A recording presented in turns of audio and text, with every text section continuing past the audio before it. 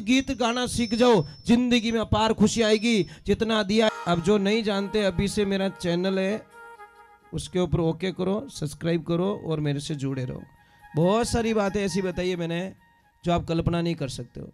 हजारों बातें अंदर डाली मैंने वीडियो के माध्यम से, ताकि आप तक पहुँचे, आप उसका आनंद लो।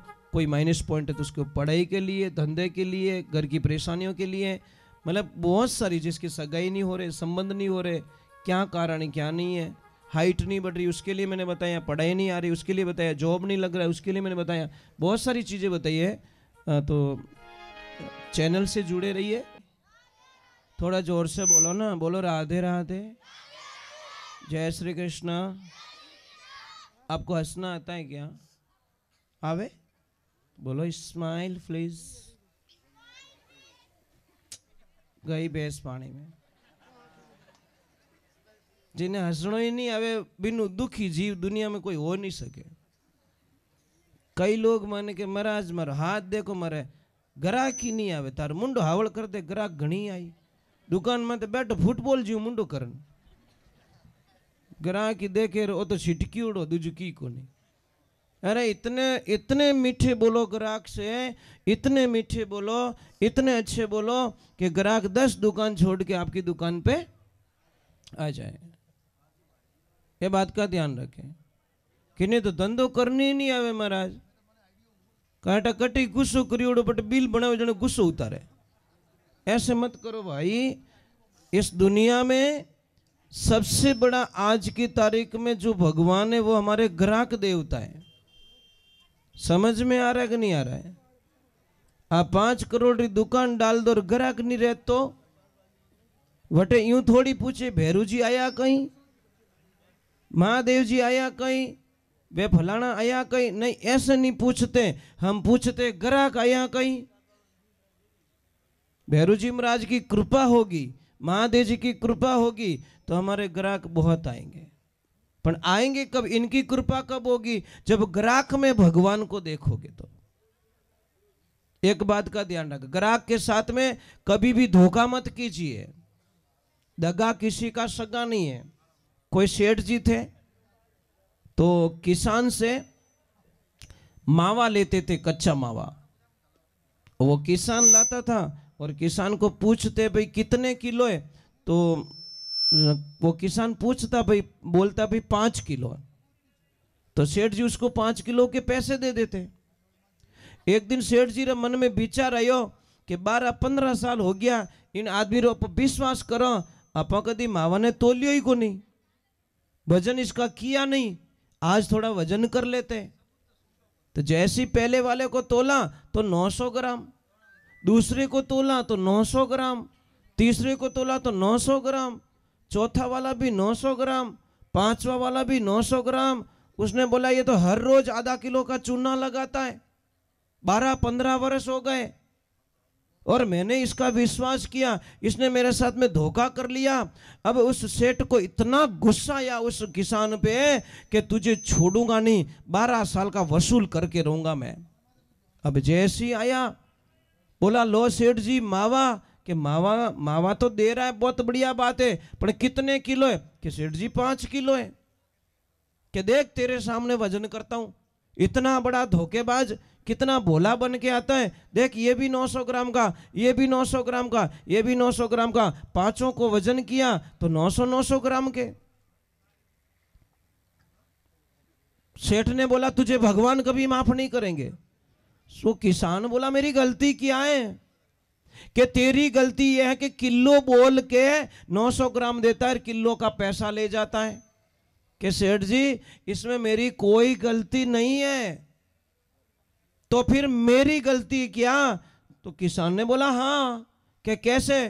कि मेरे पास वजन करने का बाट तो है नहीं, मेरे पास वजन करने का बाट नहीं है। मैं यहां से 1 किलो शक्कर ले जाता हूं, उसी को 1 किलो मानता हूं, उसकी बराबर तोल देता हूं।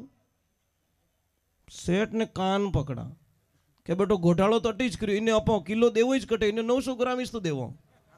जैसी करणी वैसी भरणी।